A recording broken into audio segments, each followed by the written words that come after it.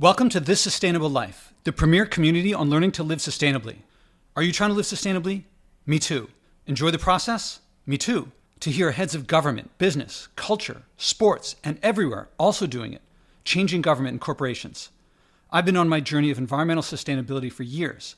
My guests and I have learned and share on sustainable food, sustainable farming, sustainable travel, and more. This podcast shares my results, often opinionated, and world-class guests I lead on how to be more sustainable. You're about to hear an episode originally recorded audio only. You'll hear the original podcast name, Leadership in the Environment, because I focus a lot on leadership. Subscribe, upvote, share, and tell everyone about it. We're growing fast.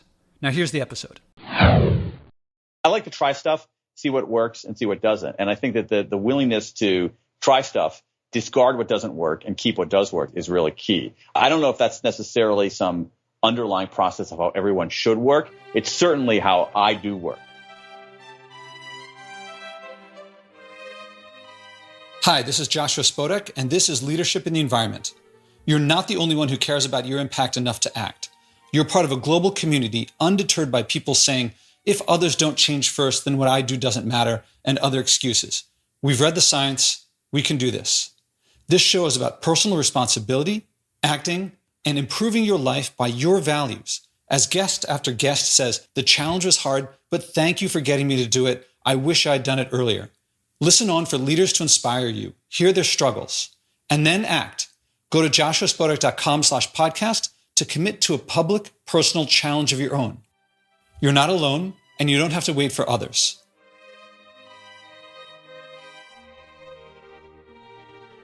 Hello, everyone, and welcome to my conversation on leadership and the environment with Dan Pink. It begins with how he and I met, which is, as he put it, me trashing him in the major media publication Inc.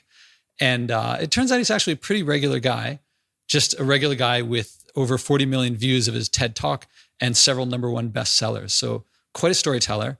And if you're interested in influence, he shares a lot of the behind the scenes techniques. He talks about his next book, When, and about his writing and editing techniques, especially cutting out, especially a big theme that shows up in this podcast of putting the reader first. He talks about how he does his research, science, and how to make science useful, where his ideas come from, and things like that. So if you're interested in the leadership part of the Leadership in the Environment podcast, the first part of this conversation is going to be great. And then we'll hear what his personal challenge is going to be, which he was planning on doing before. And I'll let you listen. And here's the conversation.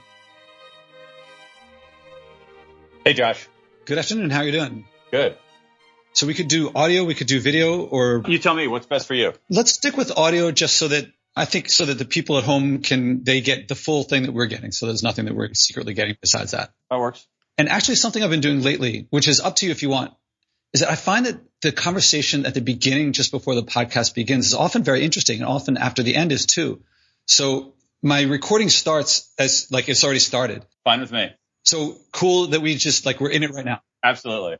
Okay, cool. You're in it right now. Yeah.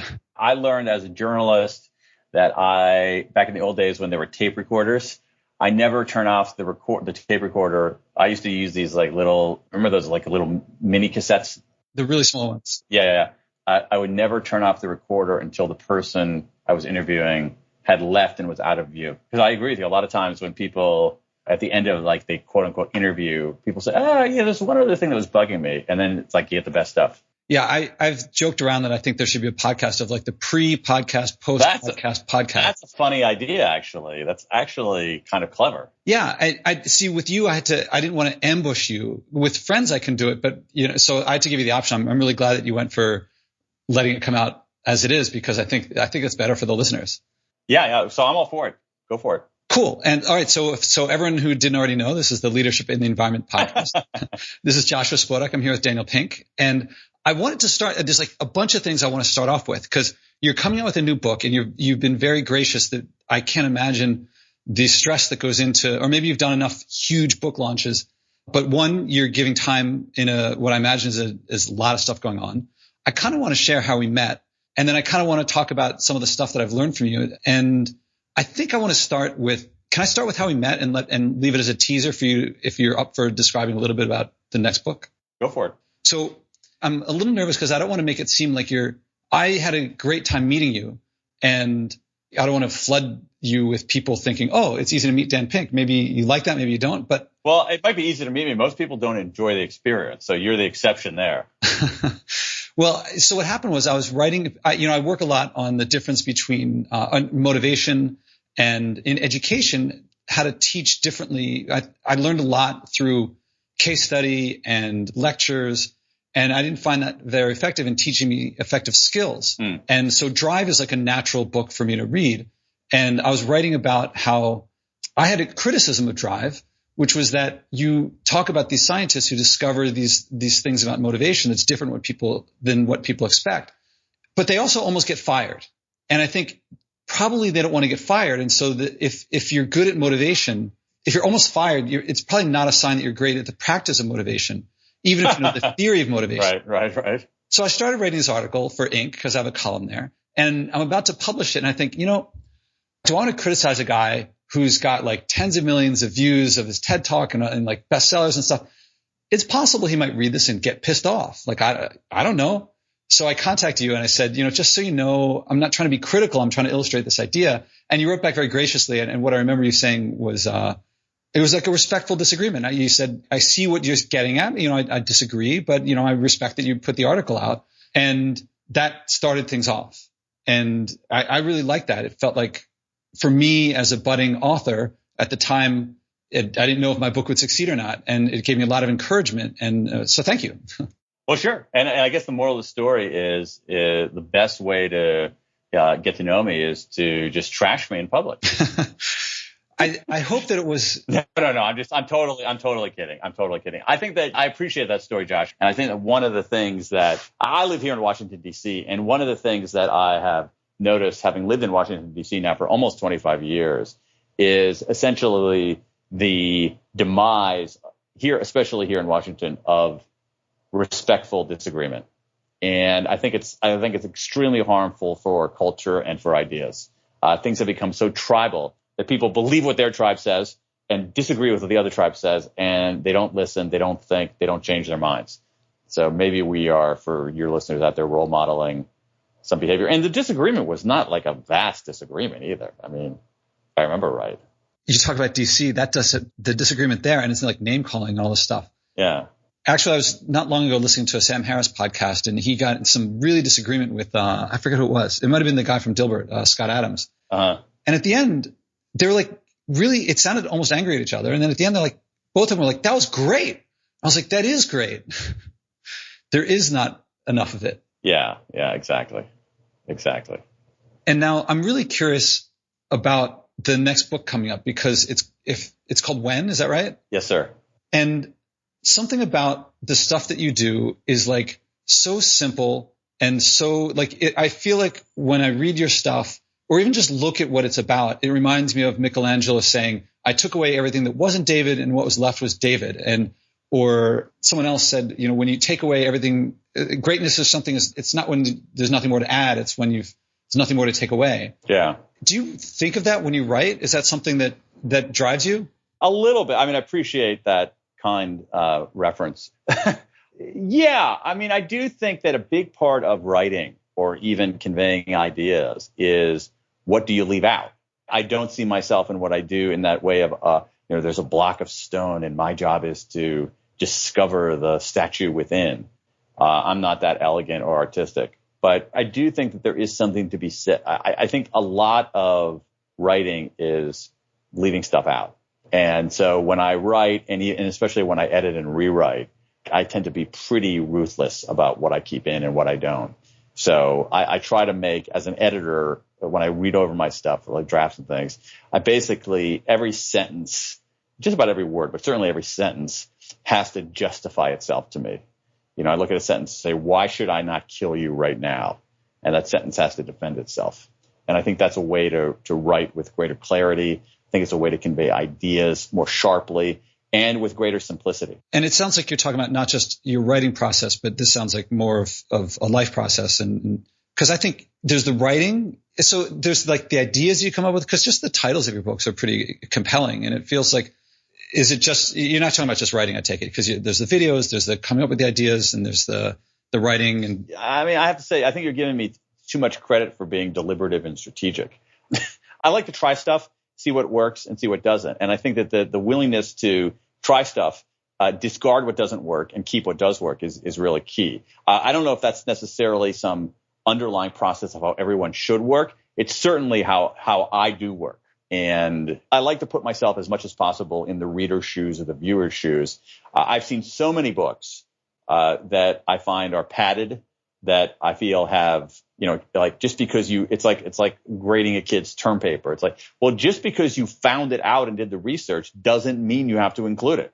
And so, especially in writing books, I just feel like anybody who spends $20 and spends, several hours, like that's a pretty high bar here. I don't want to waste their time. Were you always like that, or did it come in time? Is that a discipline that you have to reinforce? Oh, it definitely. It's about getting more disciplined. It's about getting more mature. It's about just getting better at something that is very hard to get good at. Okay, so if I'm listening to you and thinking, God, it's really hard to do, then you also feel that way, and it's not like it comes easier to some people. For me, I'll speak to my own experience.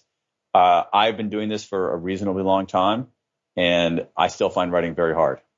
I don't sit down and 2,000 words just come spilling out of me mellifluously. That's not how I work. I think of writing in some ways a blue collar profession, in that I liken it to building a wall. Okay, so every day I show up and I put some bricks in the wall, right? And I try to make the bricks straight, stand up, support the previous bricks.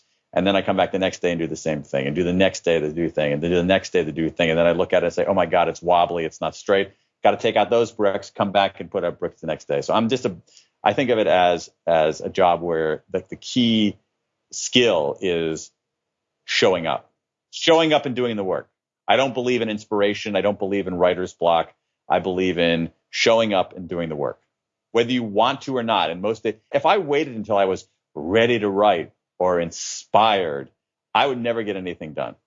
I'm curious. Have you looked at my blog by any chance? I'm curious now. I have not, or at least not recently. Because one of my habits is to write a blog post a day, and so I've not missed a day since January 2011. So I'll hit 20. That's incredible. Yeah, I'll hit 2,700 posts pretty soon. I didn't realize that you were posting every day. Yeah, that's incredible discipline. But think of all you've learned in doing that. Yeah, people keep asking me. They're like, I think a common reaction from people is like, oh, you have a lot of discipline. And they're saying it in a way of like excusing themselves. Like, this is why I don't do it, because you have discipline, but I don't. But it's the opposite. It's that writing is what gave me the discipline. And my writing hasn't improved nearly as much as I would like it to have. But my discipline and what it's given me in the rest of life is like off the charts. Totally. I totally agree. I do not have that. I've not exhibited that degree of dedication. I mean, Seth Godin has been doing this for a long time as well. Yeah. And it's really remarkable. And so I think that's the way to do it. I tend to be, when I work on a big project, whether it's a book or a long article, that is, I show up every day. I show up at the same time. I give myself a word count. And I even often use the you might have even blogged about this, the Jerry Seinfeld technique, where you each day you write, you put a check on the calendar. Oh, and then suddenly you have this long string. Just tell me about that. I don't actually know that episode. Yeah. Well, it's not an episode. It's actually, it's not an episode of Seinfeld, the show. It's a practice of Jerry, the comedian, who feels like he has to write all the time. And so what you have is so imagine a calendar. And so if I write today, we happen to be talking on the 24th of a month, I put an X. And then if I write tomorrow, I put an X on the 25th. And if I keep writing every day, it's like I got a streak going. I don't want to break it. Something that drove me is the guy who set up my WordPress page. I asked him, how often do you blog? Is it like Monday, Wednesday, Friday? Is it 5 times a week? What is it? And he looks at me dead on and he just says, every day. If you miss one day, you can miss 2. If you miss 2, it's all over. And then I don't need the checks because it's just like, did I do it? Yeah. In fact, last night I posted just after midnight. I allow myself like before I fall asleep. If it's past midnight, that's okay. And it was like, I almost forgot and I was about to go to sleep and I was like, oh, I got to write a post. And so it's very easy. I don't have any apps. I don't have any, emails with friends to make sure I did it or stuff like that. It's just, if I did it, yes. If not, all right, do it and then go to sleep. Yeah. And there is that, I don't know who the source is, but a great musician who says, if I don't practice one day, I know it. If I don't practice 2 days, the critics know it. If I don't practice 3 days, the audience knows it. Mm-hmm. Yeah, I think I've heard that. Yeah. I can't think of where it came from. I don't know either. So now I want to actually talk about timing. I'm curious. Can you share a bit about when? Yeah, sure. I get a sneak preview for the audience. Yeah. I'll give a super short sneak preview. So this is a book about timing. So we all have this notion that timing is everything, right? So we believe that. But we tend to think that timing is an art. Okay, it's intuition, guesswork. It's an art. And what I've discovered after some excruciatingly difficult research and writing is that actually it's more of a science than we think. And there's this body of research out there across many, many fields. So for instance, in Drive, I wrote mostly about psychology, some about economics. This is much more sprawling research in biology, endocrinology, anesthesiology, as well as social psychology, economics, anthropology, neuroscience, that allows us to make better decisions about when to do things, better, smarter, evidence-based decisions about when to do things. And so the sort of high concept view of this book is that there are gazillions of how-to books out there. I wanted to write a when-to book. And I wrote it largely, it's going to sound silly, but I wrote the book in large part because I wanted to read it. I was actually, the idea for this book came when I was looking for a book like this. Because I realized like how many timing decisions I made. It's okay, someone's got to have written a book about like timing, and they hadn't. And so in order to read this book, I had to write it. So there's a couple questions that came to mind. And the first one that came to mind was something you said at the beginning, because you're talking about all the science, you do a lot of research, and your background is in law. I guess there must have been some transition. You wrote for Al Gore, who is like, I guess, politics, legal / science. I would have thought your background was in science. It almost was. I was a linguistics major as an undergraduate. Linguistics is a pretty interesting field because it sits at the juncture in many ways of behavioral science and biological science. And increasingly now, not so much when I was studying, but computational science. And so, but I was a middle-class kid from Central Ohio, so there's no way I was going to go get a graduate degree in linguistics. So instead, I went to law school, and mistakenly, that's all right though. And but I've always been deeply interested in the social science. And again, I don't portray myself as, I'm not a scientist, but I love talking to the people who are scientists. I love interviewing them. I love reading their work. And one of the things that many scientists don't do a good enough job of is explaining there are a couple of things I think they don't do a good enough job at. One is explaining what they found in language that regular people can understand. And second is much of the academic world remains very siloed. So the psychologists often don't talk to the economists. The economists certainly are not going to talk to the anthropologists. The anthropologists aren't going to talk to the biologists. But in many realms, each of these discrete disciplines are asking somewhat similar questions. This is true to some extent in motivation. It's true in a large extent in timing. So you have, for instance, medical researchers showing things like this. I'll give you a couple of examples of this. That endoscopists you're going for a colonoscopy, right? There shouldn't be any difference in your colonoscopy if you do it in the morning or the afternoon. But there's a lot of research showing it actually is, that endoscopists find fewer, probably half as many polyps in afternoon exams versus morning exams. Huh. Yeah, exactly. Is it like the judges and the convictions? I write about the judges thing. To me, the judges thing is an interesting story because it's really a story about breaks and the importance of taking breaks. But yeah, so that's a good example of it. So you have this research in, say, endoscopy, okay, and then you say, oh, wait a second, there are 4 times as many errors in anesthesia in hospitals at 3 p.m. than at 9 a.m.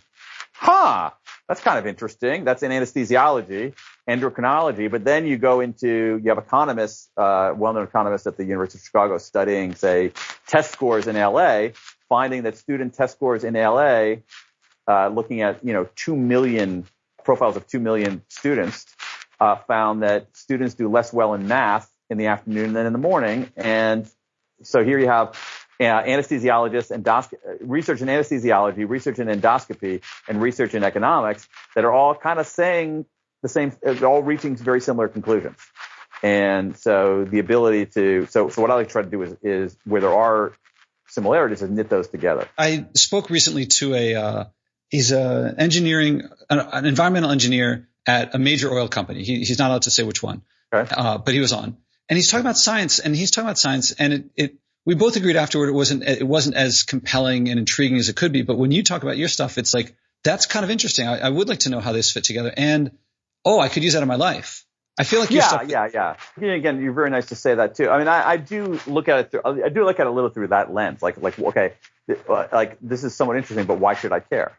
And I care because like this research has changed how I live my life. So I would, like, for instance, one of my elder daughter had to get her wisdom teeth taken out, and I was in the throes of this research, and I said, okay, you are having the first appointment of the day. You are not having an actual appointment if you're going under general anesthesia. That's why you wrote the book. Yeah. And even things like, I've not gotten a colonoscopy yet, but I'm at the age, roughly at the age where I should probably be getting one fairly soon. And there's no way on God's green earth I would schedule anything but a morning colonoscopy. Yeah. Your stuff, it makes you think, like, I hadn't thought about that. And a few writers are kind of like that. And I guess that's why you got all those views. Feeling inspired? Do you like hearing others acting, that you're not alone? Go to joshuaspodek.com/podcast to hear other interviews, but even more valuable, join the growing community of people who care enough to act, not just talk. Read the list of people who have taken on personal challenges and then commit to one yourself. Don't be surprised if you end up loving it, changing more, and finding people following you without you even trying. That's what happens when you improve your life by living by your values. So motivation seems to be a big thing. And like, do you also talk about how to make timing work for you? Because, usually they say chance favors the prepared mind and things like that. Do you touch on things like that? Not really. It's a great question, because when you think about, this is a very tough subject. The subject of timing is a tough subject, because I don't want to write about time. That's a very elusive subject, very complex subject dealing with physics and perception and all that. And then, some amount of timing is, as you say, luck, fortune. And that's a very hard subject to write about in an evidence-based way. What this book is about, and readers will be able to find out more about it in January, is, why do beginnings matter so much? What happens at the midpoint of something? Why do endings matter? How do people synchronize in time? How do breaks in time change our performance? How does the way we think about time affect our behavior? Why does the language we speak and how it reckons with tenses, verb tenses, change our perspective? All right. So you said that you connected it to your daughter, and it's the book that you wanted to read that wasn't there. Did you share was there a story of what prompted it in the first place? No, I mean, really what prompted it was my own curiosity. That, I realized I was making all of these decisions about when to do things, but I was making it in completely intuitive, non-rational, non-evidence-based way. And I figured, okay, there's got to be a way to make these decisions better. And I realized that there were, but the research was splattered across all of these disciplines. So it feels like I think of Isaac Newton. He's quoted as saying, like, I'm a kid playing on the beach and there's this whole bunch of ocean out there. Like, I'm playing with a few shells, and then meanwhile the vast ocean is just out there. And I feel like you're collecting shells, putting them together, and seeing what you can make of it. Like, is there that childlike wonder, the fun? Well, I don't know. It's childlike wonder. I look at it more like, again, I go back to something much more blue collar. Is that sometimes I talk about this in terms of a mosaic. Okay, so let's say you're someone who's making a mosaic, and you have these tiny little tiles. And so what you're doing is you're gathering tiles and you're trying to fashion it into a broader mosaic. And that requires collecting a lot of tiles, throwing away a lot of tiles, putting tiles in one place and realizing they don't belong there. And, spending a lot of time on it until the picture actually emerges. All right. I'm going to ask, even though you talked about this already, I'm going to ask a personal tip for the throwing away tiles part. Yeah. I mean, you said that it's a discipline. To me, that's like the thing that I would like to work on most. And I feel like probably listeners would benefit from it too. Is there any tips you could give there that makes it easier? I mean, maybe it's just read that book. On throwing stuff away? Yeah. Stuff that is valuable. I'll give you one very simple thing. Don't throw anything away permanently. That's more than anything else. It's like, here's the thing. When I cut something out of a book or an article, I don't put it in the trash and empty the trash.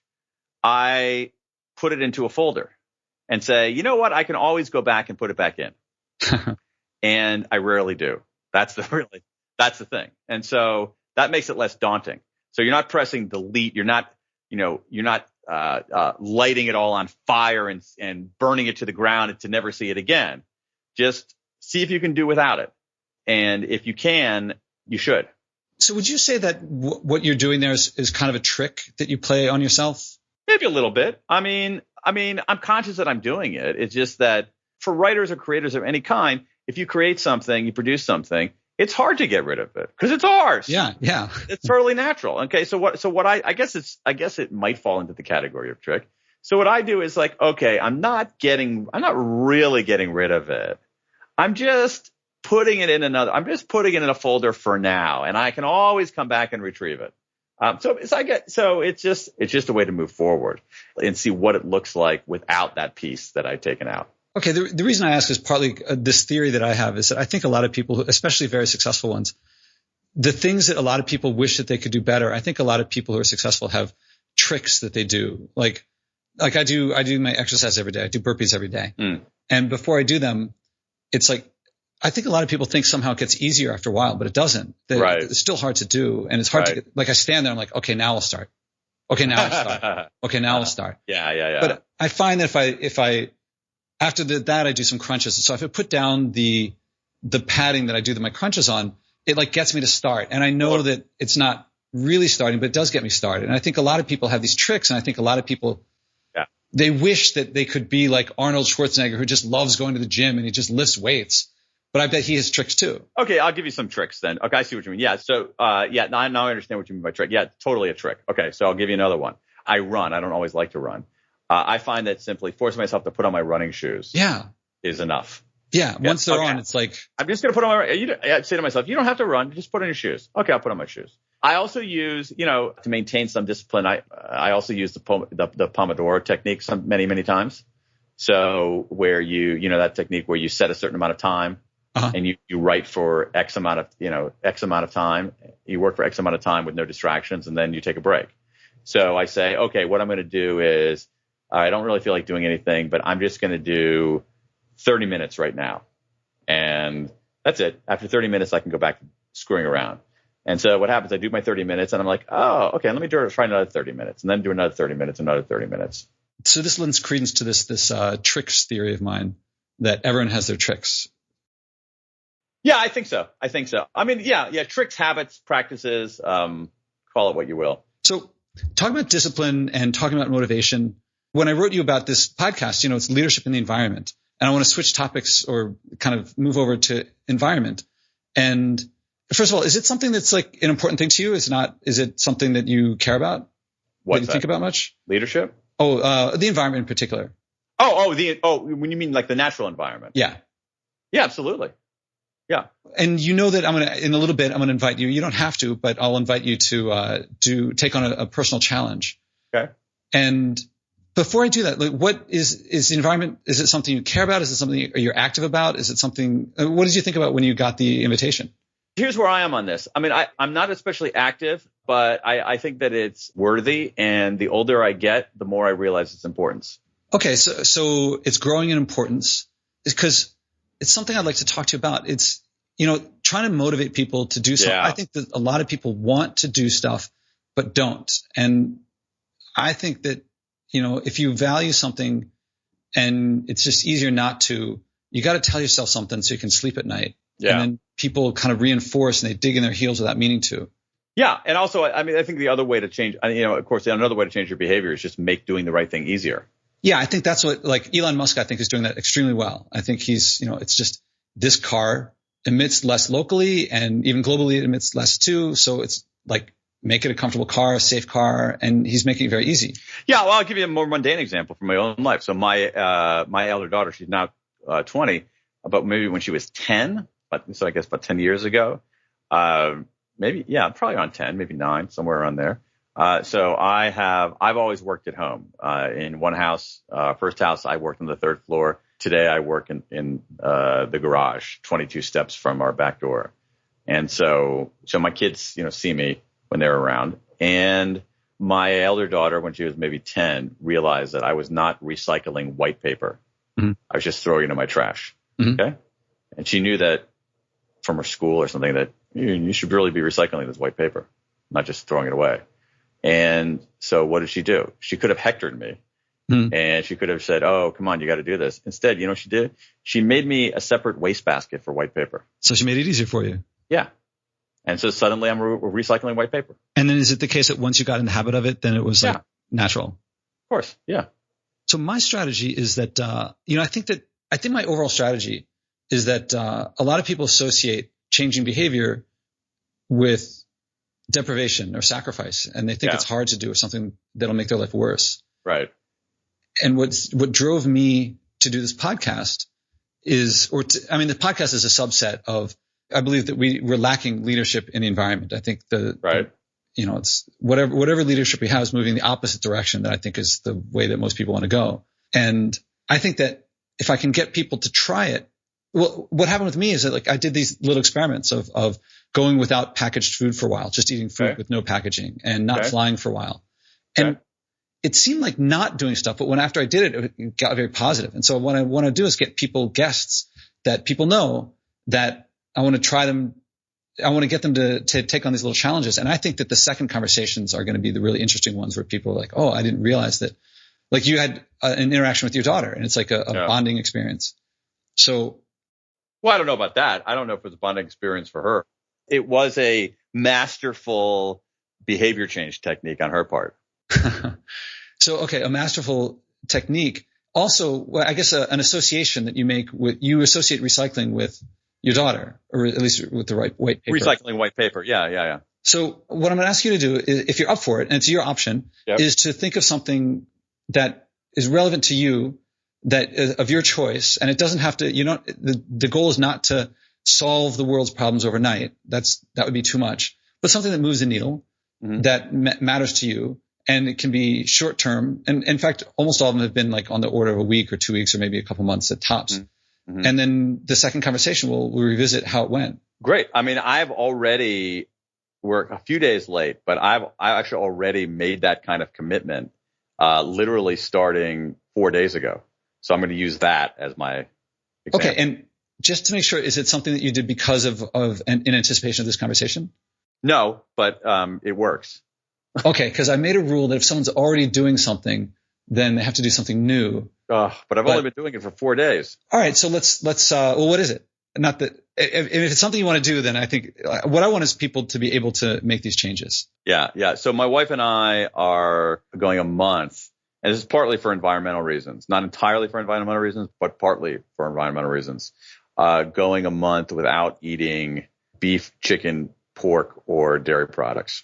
Okay, and I have a feeling I know the answer to this, but just to make sure, what prompted it? What's the goal? It was three things. It's actually more deliberative than most things in my life. It was three things. One of them really a three-legged stool: personal health, some concerns about treatment of animals, and environment. Okay, yeah, I figured environment would be in there. If you think, yeah, exactly. So if you think about how cows are an incredibly inefficient way to turn plants into protein. Yeah, not only that, yeah, and I mean, inefficient, destructive way to turn plants into protein. So let's see if we can, what it would be like to go a month without eating beef or chicken or pork and get our protein from, mostly plant-based sources. Not, getting rid of dairy as well. I'm curious did you plan it out, or did you just say like, we're just going to stop, or like what went into it? It's a conversation that we'd been having for a couple of months based on reading we've done, other people's experiences, some pretty reasonably compelling evidence on all three of those fronts, both personal health, treatment of animals, and environment. But again, I mean, we're doing it for months just to see how it goes. It's not a massive, lifelong, permanent commitment necessarily, but it could be. Who knows? Yeah, that's what an experiment does, is you find out. And was it? I'm curious how it's gone so far, but I'm going to save that question for later. Okay. How much meat do you normally eat? Is it like, do you normally not eat that much, or is it normally like every meal? Oh no, not every meal at all. Let's say beef, chicken, or pork. I probably would eat beef, chicken, or pork maybe 3-4 times a week. Okay, so it's a decent amount. So a month is a significant drop. Yeah. And same thing with dairy. It's like, cheese and milk and all that. Are you cutting those out too, or? Yeah. Oh, so the full, like, not quite vegan. I guess you got fish in that list. Yeah. And have you hit yet? I'm finding, I'm learning a lot from talking to people about this, because a lot of people, the big challenges seem to come two big places so far. One is interacting with other people. Now, you and your spouse, your wife are already in on it together, but a lot of times someone will say something with me and then they talk to the spouse and suddenly it all falls apart. Right. And the other thing is that when people travel, it seems to throw things out of whack. Yeah. I can totally see that. And I did it in part intentionally during a period we did it after a trip and during a period when I knew I wasn't going to have a huge amount of travel. Yeah, I think that makes it a lot easier. And if you were to continue it, I think the practice that you get this way will make it a lot easier for when you do travel. I agree. Some people like to go for the full on, but I think it's the unexpected thing that makes it hard. If you expect the travel, then that might make it easier. Right. But I can tell you that what I'm finding is people hit these unforeseen things, and that's when it falls apart. They're like, I didn't realize I was going to be visiting my mom, and she always makes a mistake. Right. And then suddenly I don't know how to deal with that. And then, right. And then a lot of times people say, well, I can't do it. I didn't do it. So it's over. Right. Yeah. I can see, I have not, we'll see whether I hit one of those crucibles, but so far so good. We could keep talking. I would love to keep talking, but, before wrapping up, is there anything to cover? Anything I didn't think to ask that's good to bring up? I don't think so. I mean, this question of, making these small commitments and following up is really quite fascinating. So I'll be curious to see what you find out from other people as well. Yeah. I mean, my goal is I really hope that the podcast catches on and that people listen and say, my goal, like I'm talking to, I don't know if you know the science curator for TED, and he's saying have one clear message. Yeah. And the message, what I'm trying to get across is that I want to change the association of changing behavior from deprivation and sacrifice to opportunity for growth and discovery and living by your values. Yeah. And I think that when people talk about it, the second conversations are going to be like, this was great. I'm glad I did it. I've already had a few that are like, it fell apart. It was too hard. I couldn't do it. And now I have third conversations scheduled with some people. They're like, it was harder than I thought, but I do want to do it. Right. But I want people to see, like, it's not, I don't want to present a Disney story of like, oh, it's just trivial. You just have to do it right and it's easy. Right. So that's what I'm working on. And I hope something comes out of it that really makes a difference. That's cool. Yeah, that's cool. All right. So as much as I'd love to, after hang up, keep going, I want to give the listeners everything. So when we hang up, then that'll be hang up and we won't get the enjoyable conversation afterward. Great to talk to you. And I'll talk to you again in about a month. Good luck with the meat thing. All righty. Bye. A month with no beef, chicken, or dairy. Sounds like bigger than most people would go for. A month seems like a long time, especially for someone who has meat, chicken, dairy several times a week. I think this probably resonates with a lot of people listening. Like that's the sort of thing, if you've heard about factory farming and global warming and the emissions and the methane, that people would want to do. So I'm really curious to see how this works out. I wonder also how he'll handle the unforeseen challenges, how he resolves these things, what things he gets to work. And I kind of wonder if I prefer him to go through and have an easy time of it and say, look how easy it was, or if he has to go through challenges so that we can learn from his experiences. But stay tuned and we'll hear. Did you feel inspired too? Then act. Go to joshuaspodek.com/podcast and click to commit to your personal challenge so you can inspire others. Value means better and worse, and living by your values means living better by your values. You may struggle at first, but it's the hero's journey from living by others' values to living by yours. People say that little things add up. I won't argue against it, but what I find counts is acting. Doing something, anything, starts that mindset shift from the debilitating others should act first or making excuses to the empowering I can make a difference, and living by my values improves my life. I don't have to wait for others to act first. I'm looking for leaders, people who will bring what works here in this podcast to communities I haven't reached. Billions of people want to change their behavior. There's room for leadership, from personal leadership of just yourself to whatever scale you want. Start by acting and changing yourself. Go to joshuaspodek.com/podcast and commit to your personal challenge.